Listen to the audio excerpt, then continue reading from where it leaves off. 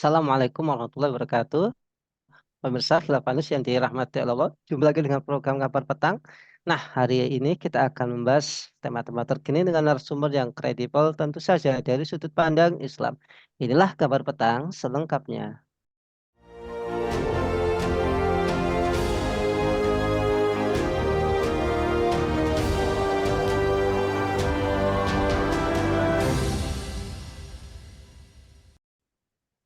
Pemirsa, tenaga ahli utama kantor staf Presiden, yaitu Ali Mokhtar Ngabalin, mengatakan penempatan sejumlah kerabat Presiden Jokowi di posisi petinggi BUMN merupakan bentuk kepercayaan negara pada kemampuan mereka. Semua orang yang dianggap oleh negara memiliki kewenangan dan kemampuan yang mumpuni, ya seperti itu, kata Ali Mokhtar Ngabalin di Kompleks Istana Kepresidenan Jakarta pada hari Rabu.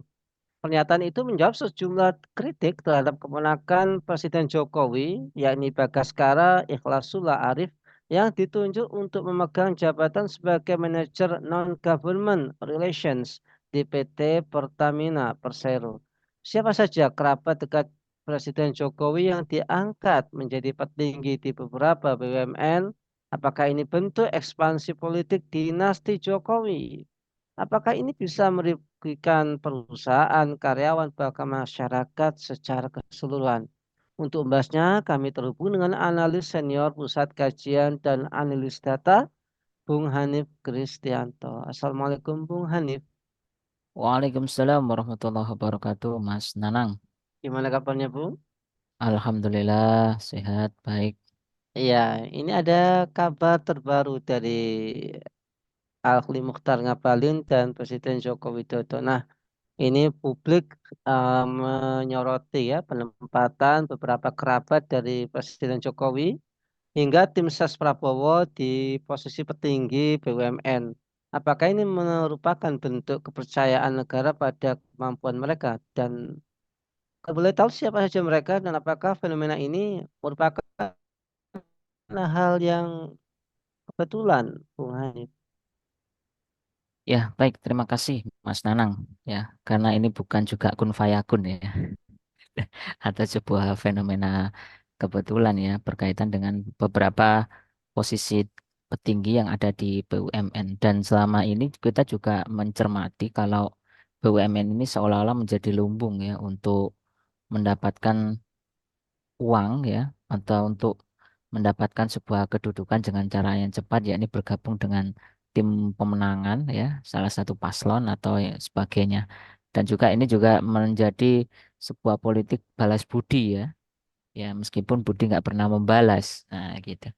Nah, kalau kita cermati juga beberapa nama-nama yang ada itu kan ada Samara Amani kan merupakan kader PSI ya kan ada Siti Zahra Agnia ini merupakan istri dari Komandan Tim Kampanye Nasional Pemilih Pemuda ya, Prabowo Gibran ya, Muhammad Arif Rosyid Hasan.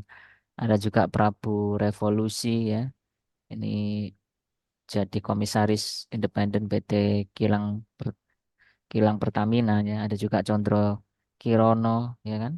Ini juga Wakil Ketua TKN Prabowo Gibran ya. Ada Simon Aloysius Mantiri ya. Ini juga kemudian Fuad Bawazir ya, politisi Partai Gerindra ya, Krisna Tali ya, ya dan beberapa nama yang lain juga cukup kita kenal tentunya di hadapan kita. Nah, tentu sekali lagi ini juga bukan sebuah kebetulan kan gitu ya. Nah, kalau semua dianggap kebetulan, nah kebetulan saja saya ketemu dengan Mas Nanang misalnya atau dengan pemirsa pada pada kesempatan kali ini. Nah, karenanya ini juga menjadi sebuah ini ya fokus atau titik kritis yang dialami oleh negeri ini atas dasar sebetulnya siapa yang mampu untuk menduduki jabatan-jabatan jabatan strategis seperti itu. Lebih khususnya dalam pengelolaan BUMN. Jangan sampai BUMN yang sejatinya itu diharapkan mampu ya menjadi sebuah perusahaan yang sehat, kuat, dan juga sustainable tentunya. Nah, ini dihuni oleh orang-orang yang memang tidak punya kapabilitas ataupun orang yang cuma nitip nama ya. dan juga kekuasaan. Seperti itu, Mas Nanang. Nah, Bung Hanif, apakah praktek tim sukses dan orang dekat di lingkar kekuasaan yang mereka ini diangkat menjadi komisaris BUMN tidak hanya terjadi kali ini saja, Bung? Apakah seperti itu? Ya, memang bukan kali ini aja ya. Jadi kan begini ya, pemirsa dan juga semuanya, khususnya rakyat Indonesia, bahwa bagi-bagi jabatan ini, kalau di dalam sistem politik demokrasi ini kan hal lumrah kan gitu ya. Ibaratkan untuk sebuah pemenangan itu kan orang tidak bisa sendiri, mereka butuh kolaborasi. Mereka juga butuh koalisi, misalnya antar partai ya, satu partai dengan partai yang lain. Bahkan kelompok-kelompok oligarki pun juga berkolaborasi di situ ya, terkait dengan pendanaan, biaya kampanye misalnya, atau juga proses yang lain. Nah, sekali lagi, orang-orang yang dianggap ya berjasa ya di dalam sebuah pemenangan salah satu paslon misalnya itu nanti akan diberikan sebuah tanda ya, tanda apakah itu nanti tidak hanya jadi di dalam BUMN, bisa jadi dari menteri. Contoh Menkominfo itu kan yang menggantikan Johnny G Plate itu kan juga dari Projo ya, ya pro Jokowi. Nah, itu sebuah fakta dan di pemerintahan sebelumnya juga pun sama ya. Beberapa partai misalnya ada yang ketuanya akhirnya mendapatkan ganjaran jadi menteri ya. Contoh dulu eh, ketua PKB ya Pak Muhaimin Iskandar kan juga jadi menteri ketenagakerjaan kan gitu ya. Ketika pada masa presiden sebelumnya. Nah, ini juga menjadi catatan kita. Nah, karenanya kalau kita cermati lebih jauh lagi, maka ini praktek-praktek ini akan senantiasa muncul ya di dalam praktek sistem politik demokrasi. Ya, dan ini meniadakan ya dari rakyat oleh rakyat untuk rakyat ya. Mungkin dari mereka oleh mereka untuk mereka, kembali ke mereka. Begitu Mas Nanang. Ya, Bung Hanif, apakah ini merupakan wujud dari ekspansi politik dan mungkin ya apa istilah yang familiar kita dengar ya, apakah ini wujud dari dinasti politik yang sedang dibangun oleh Jokowi, Bung Hanif? Ya, memang kita tidak bicara Presiden Jokowi secara personal ya. Lebih pada itu ini adalah sebuah yang sistemik kan begitu ya. Dan perlu kita pahami juga bahwa berkaitan dengan ini kan ekspansi ya, membangun sebuah kerajaan ya di dalam negara Republik ini ya. Kalau kita tidak mau mengatakan ini negara kerajaan Republik Indonesia ya, NKRI ya, ya kan. Nah, ini yang faktanya apa ya? Ketika orang-orang terdekat, kemudian orang-orang yang membantu kesuksesan di dalam kekuasaan itu mendapatkan sebuah privilege ya, kemudian juga jabatan yang mentereng, maka ini kan juga akan menyakiti hati rakyat kan gitu ya. Jadi rakyat yang berjibaku ya, mereka dirayu ketika waktu pemilu itu kan, ayo pilih saya, pilih saya, pilih saya ya. Giliran sudah memilih, ya silakan Anda ke sana kan gitu ya. Jadi tidak lagi ke saya, silakan Anda ke sana. Sementara orang-orang yang ada di lingkaran mereka, yang ada di sekitaran circle mereka sendiri itulah yang akan ditunjuk untuk itu ya. Bahkan kita kan kadang-kadang juga dari kelompok-kelompok agamawan kan pernah ditunjuk ya jadi komisaris atau apa. Yang kalau dalam kacamata kita mungkin kelompok agamawan yang biasanya ngaji, dalil dan sebagainya. Ternyata ini diserai sebuah sebuah kerajaan bisnis misalnya, sebuah BUMN atau apalah. Nah, tentu ini kan juga sangat miris ya. Maka sekali lagi ini juga termasuk dalam rangka upaya apa membangun sebuah ekspansi dinasti politik dan kuasa oligarki. Lagi-lagi ya sistem politik demokrasi ini meniadakan rakyat ya kan, dan meniscayakan bahwa yang berkuasa adalah kelompok oligarki dan juga kepentingan elit politik di antara mereka sendiri, seperti itu Mas. Ya, Bung Hanif, apa dampak rekrutmen komisaris BUMN dengan hanya melihat warna dan kepentingan politiknya saja, Bung Hanif? Ya, banyak dampaknya. Yang pertama itu hanya nitip nama kan begitu ya. Ya, ini yang perlu kita cermati. Nah, sekedar nitip. Nah, saya juga masih bertanya ya, ketika mereka menjadi komisaris, tupoksinya jelas nggak? Atau jangan-jangan itu hanya sebagai sebuah posisi jabatan tanpa memiliki sebuah peranan yang strategis ya. Ya, misalnya untuk memutuskan dan sebagainya. Atau memang hanya dipakai untuk tadi mengerem ya suara-suara yang kritis, contoh ya.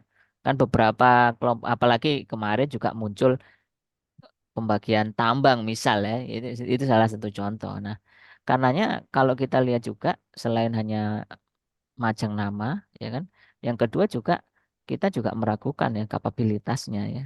Apakah benar bisa menakodai ya sebuah BUMN yang BUMN itu memang kalau kita cermati juga bisa jadi kan sudah tersistem ya, ya autopilot ya, ibaratnya begitu.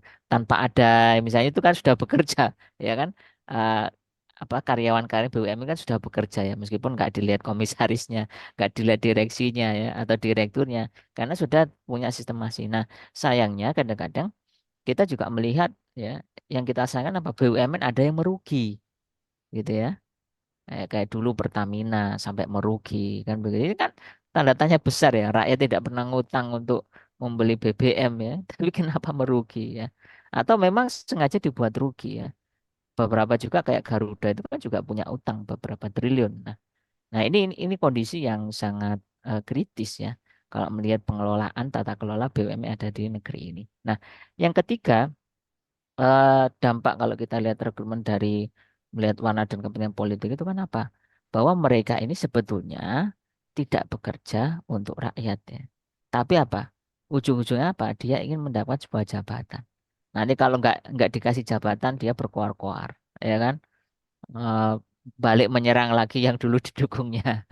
Ini kan yang sering terjadi ya, pemirsa yang dirahmati oleh Allah, bagaimana juga sikap-sikap mereka itu tunjukkan bahwa ketika mereka itu menjadi orang yang jihad ya, mati-matian ya untuk membela ya ketika mencalonkan diri ya. Sebaliknya ketika dia itu sudah bekerja keras pengen dilihat, ternyata jabatan pun nggak dapat, jatah menteri juga nggak dapat ya, jatah komisaris juga nggak dapat dan sebagainya.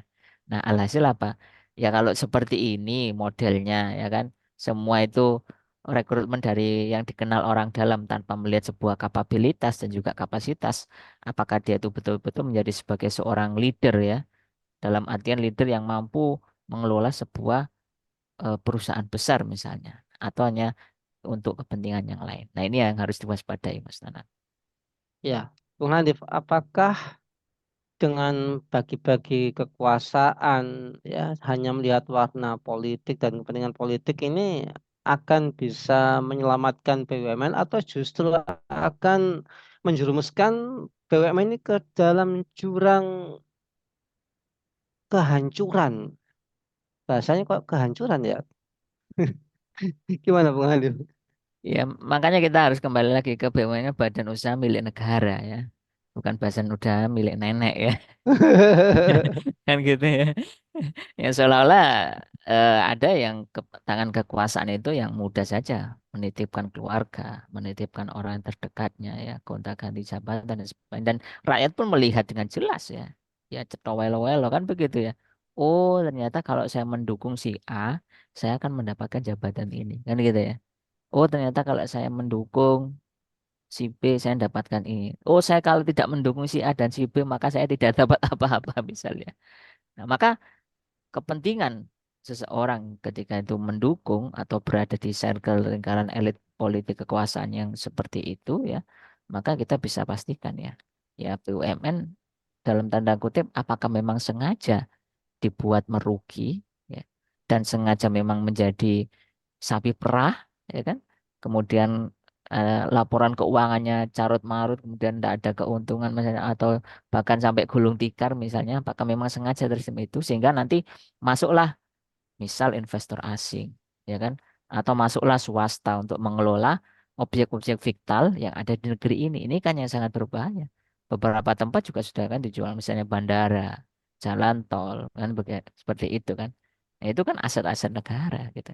Belum lagi nanti kita bicara membangun IKN yang itu sebenarnya kan menjadi ibu kota sebuah negara, tapi yang membangun ternyata bukan dari negara tapi kebanyakan dari misalnya swasta, baik itu lokal maupun swasta internasional. Nah, ini yang yang kita juga sangat sayangkan ya bahwa orang-orang yang terpilih ya orang-orang yang semacam itu gitu loh ya. Apakah di negeri ini kekurangan orang pintar dan orang yang pandai mengelola? Saya kira tidak, masih banyak ya. Persoalannya apa? Apakah mereka dekat dengan kekuasaan atau punya kenalan orang dalam itu aja Mas ya. Ya seperti itu Mas Nanang.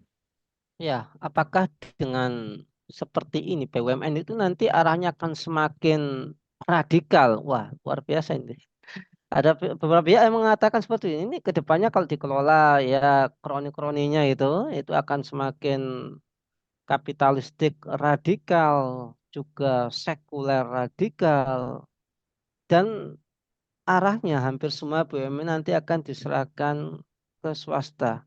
Dan nah kalau sudah seperti ini dampaknya bagi rakyat itu seperti apa, Bung Hani? Iya, saya bicara dulu dampak bagi rakyat ya. Kalau BUMN itu diserahkan kepada swasta. Nah, kita harus ingat negara ini kan jangan sampai sebuah negara yang dibangun dengan model bisnis oriented ya. Yakni negara berbisnis dengan rakyatnya. Ini sangat fatal. Kenapa? Karena hakikatnya negara itu adalah public services ya, pelayan umum, pelayan rakyat gitu lah. Yang rakyat itu sebetulnya harus dilayani, harus dipenuhi ya, baik itu sandang, pangan, papan, termasuk kesehatan, termasuk pendidikan ya. Ini semuanya termasuk juga nanti masalah kita ngomongkan transportasi ya, energi dan sebagainya. Nah, kalau BUMN ini dikelola oleh swasta, maka pikiran untuk riaya, untuk mengurusi urusan rakyat itu hilang gitu loh. Karena swasta jelas basisnya adalah apa? Mendapatkan keuntungan. Ya, profit oriented kan begitu. Nah, kalaupun di dalam pengelolaan itu ingin dapat profit kan profitnya itu kan nanti akhirnya kan kembali ke rakyat. Nah, kalau bagi swasta kan ya ngapain kembali ke rakyat dong. Saya itu ya untuk tadi dengan pasar Indonesia yang begitu besar dan juga begitu luas, maka ini menjadi pangsa pasar yang potensial ya, di dalam kacamata sebuah ekonomi untuk menghasilkan profit. Nah, ini yang dampak itu. Dan sekali lagi rakyat juga nanti harus membayar dengan harga yang mahal. Coba bayangkan, pemirsa.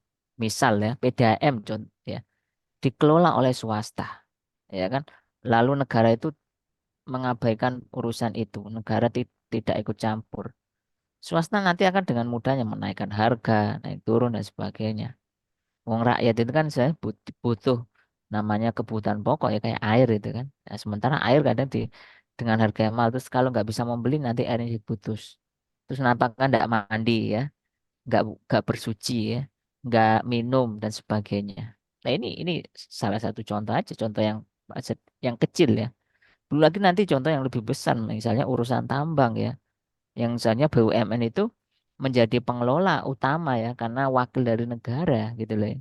Tampaknya negara cuman ya mengambil pajak dan juga fasilitator, lalu itu diserahkan asing ya otomatis sumber kekayaan alam yang ada di negeri ini itu apa? Keuntungan dan kemakmuran tidak bisa kembali kepada rakyatnya. Dan sekali lagi ke depan ya BUMN ini kalau tadi pertanyaannya ya sangat unik ya. Makin kapitalistik radikal. Iya, betul ya. Jadi sudah nggak mikir rakyat ya. Yang dipikir apa? Bagaimana cara cepat untuk mendapatkan uang rakyat. Itu yang pertama, ya kan? Lalu sekuler radikal jelas ya. Kenapa? Karena BUMN atau pengelolaan tambang atau objek vital di negeri ini itu kan nanti diserahkan asing. Ini kan jelas ya. Kalau di dalam pandangan Islam kan tidak boleh ya. Objek vital seperti energi, tambang, ya, atau juga terkait dengan kepentingan publik rakyat itu diserahkan kepada swasta. Harusnya negara itu hadir di tengah-tengah rakyatnya. Itulah negara baru dirasakan. Jangan sampai negara itu hanya hadir dalam BLT, dalam bansos, ya. Itu mah kecil ya. Ya. Nah, tapi kalau negara hadir dalam pendidikan yang gratis, kesehatan gratis, ya, transportasi yang terjangkau, ya, kemudian keamanan yang luar biasa dan sebagainya, munculnya kesejahteraan, masya Allah, itu negara betul-betul hadir, ya. Bahkan kalaupun misalnya pemimpin seperti itu nggak kampanye pun akan dipilih kok ya. Nggak usah ngomong pilih saya itu rakyat sudah tahu ya. Nah, ini satu contoh ya. Saya kira radikal bahkan pun juga kita sayangkan kan ke kajian-kajian misalnya di BUMN itu kan dituding kuasa kelompok radikal. Yang beberapa waktu yang lalu juga sama ada misalnya dari KAI ya terlibat eh, diduga terlibat terorisme misal seperti itu dan sebagainya. Seolah itu menjadi problem utama. Padahal problem utama ini kan kekacauan pengelolaan BUMN dan ketidaksinkronan apa negara dalam mengelola ini sehingga dikhawatirkan apa dikuasai oleh asing maupun swasta. Nah, ini dampaknya sangat buruk dan rakyat sekali lagi harus membayar dengan harga yang mahal itu nanti ya. Dan ingat beban rakyat itu sudah berat. Masa mau diperberat lagi seperti itu, Mas? Ya, terakhir Bung Hanif, bagaimana pandangan Islam terkait ini ya, kita kembali ke topik utama yaitu bagi-bagi kekuasaan ini. Apakah Islam memperbolehkan atau seperti apa, Bung Hanif? Ya, bagi-bagi kekuasaan di posisi apa dulu kan begitu ya. Makanya di dalam Islam itu kan seorang pemimpin itu kan salah satunya itu kan punya kapabilitas ya, punya kafaah ya, kemampuan ya. Bukan hoha lalu kan begitu ya. Lu alah kan gitu ya. Oh seperti itu ya. Oh saya nggak tahu dan sebagainya. Tidak seperti itu juga. Itu salah satu ya selain kita ngomongkan balik berakal merdeka Muslim beriman taat syariah. Tapi ada yang namanya kapabilitas. Nah sama juga ya. eh, ini kan sebenarnya bukan bagi-bagi kekuasaan, tapi bagi-bagi jabatan ya kan gitu. Siapa mau Mas eh, presiden bagi kekuasaan kan nggak mau ya. Orang mereka juga mau buat dinasti kan faktanya kan.